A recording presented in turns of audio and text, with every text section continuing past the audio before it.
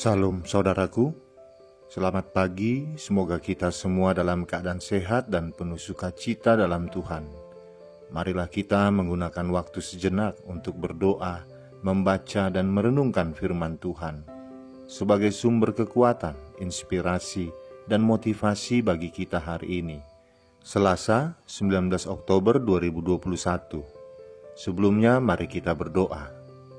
Bapa di sorga, kami bersyukur atas hari yang indah ini, hari yang penuh harapan. Kami akan merenungkan firman-Mu. Kiranya Roh Kudus menerangi hati dan pikiran kami, agar kami sungguh memahami firman-Mu. Dalam nama Tuhan Yesus Kristus kami berdoa. Amin. Firman Tuhan yang menyapa kita di pagi ini, Roma 15 ayat 1. Kita yang kuat wajib menanggung kelemahan orang yang tidak kuat, dan jangan kita mencari kesenangan kita sendiri. Demikian firman Tuhan.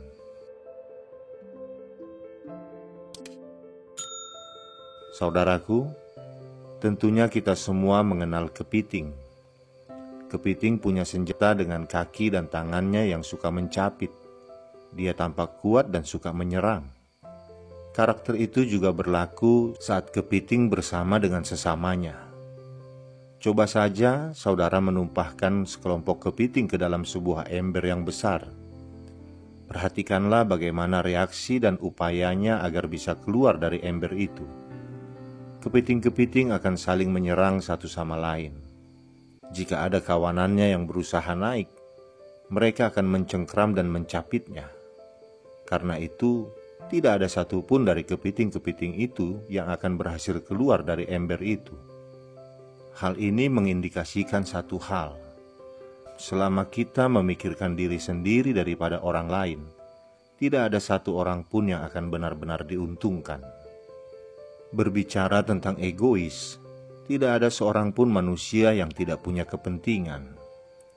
Kita harus mengakui bahwa diri kita sendiri banyak maunya. Tapi apakah kemauan kita adalah sesuatu yang membangun untuk diri sendiri dan orang lain? Hal ini harus kita uji lagi. Jangan-jangan selama ini sikap, karakter, pandangan, gaya bicara, dan kepribadian kita lebih banyak diarahkan pada kepentingan diri sendiri daripada orang lain. Paulus mengajak jemaat Roma untuk lebih peka pada perasaan orang lain. Dalam hal ini adalah mereka saudara-saudara dalam satu gereja yang berlatar belakang Yahudi dan non-Yahudi. Karena berbeda asal dan latar belakang, orang Yahudi mulai menganggap remeh saudara lain yang berbeda dengan mereka. Mereka tidak menyadari bahwa kelemahan-kelemahan saudara mereka yang non-Yahudi mestinya ditopang oleh mereka yang sudah hidup beriman lebih lama. Paulus meminta mereka untuk meneladani Tuhan Yesus dalam hal lebih memperhatikan sesama dibandingkan memperhatikan diri sendiri. Permintaan Paulus ini berkenan dengan kewajiban mereka sebagai orang yang dianggap kuat. Mereka diminta untuk menanggung kelemahan orang yang lemah dengan cara memperhatikan mereka dan mendukung mereka agar tidak jatuh ke dalam pencobaan.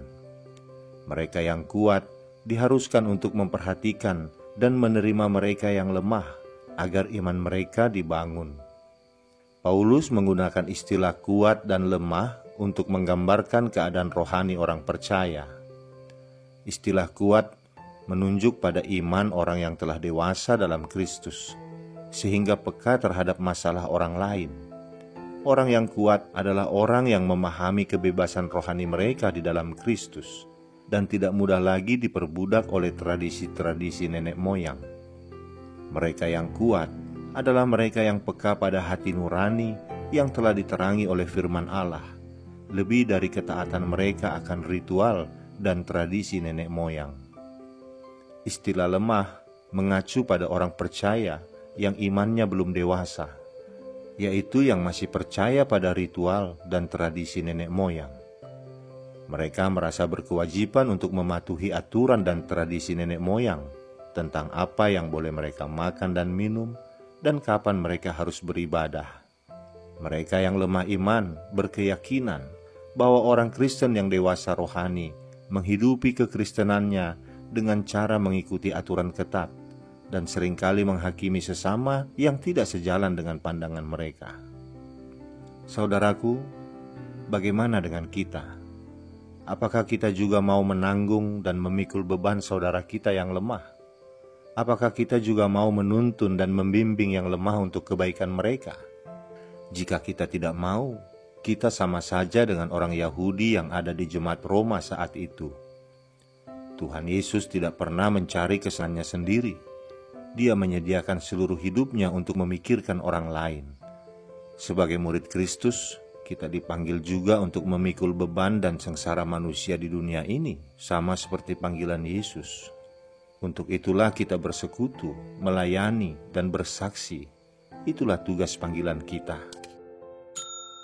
Lalu, bagaimana dengan orang yang selalu maunya ditopang dan ditolong? Bukankah memang ada saja orang seperti itu? Bisa jadi orang yang selalu lemah itu kita. Jika kita mendengarkan firman Tuhan hari ini, berjuanglah terus untuk menjadi kuat, dan jangan terus-menerus menjadi lemah. Sebaliknya, kita yang merasa kedatangan orang lemah yang butuh diterima, butuh ditopang, mudah-mudahan menjadi tekun dan terhibur saat memikirkan kepentingan mereka. Jika kita hanya memikirkan diri sendiri, maka tidak akan ada pelayanan, tidak akan ada gereja. Mungkin juga tidak akan ada pendeta kalau semua pendeta juga memikirkan dirinya sendiri. Dan jika itu yang terjadi, kita tidak lebih hanya seperti garam yang kehilangan rasa asin, yang akan dibuang dan diinjak orang. Saudaraku, nasihat ini mengingatkan kita yang merasa kuat iman, agar peka terhadap pergumulan saudara seiman kita yang lemah. Kita harus membantu mereka, misalnya dengan cara mendampingi atau mendoakan ketika mereka jatuh dalam pencobaan. Hendaknya kita menjadi panutan, bukan celaan bagi mereka yang lemah. Tentu kita memiliki kerinduan agar orang yang lemah iman suatu saat menjadi kuat juga. Maka marilah kita belajar peka serta memberi perhatian dan dukungan kepada saudara-saudara seiman kita. Amin. Kita berdoa. Bapa di surga, terima kasih atas firman-Mu ini yang mengingatkan kami Tuhan, agar kami saling menolong, saling menopang, dan tidak mencari kesenangan kami sendiri. Kami yang telah Engkau kuatkan dalam iman, mau menanggung kelemahan iman saudara-saudara kami.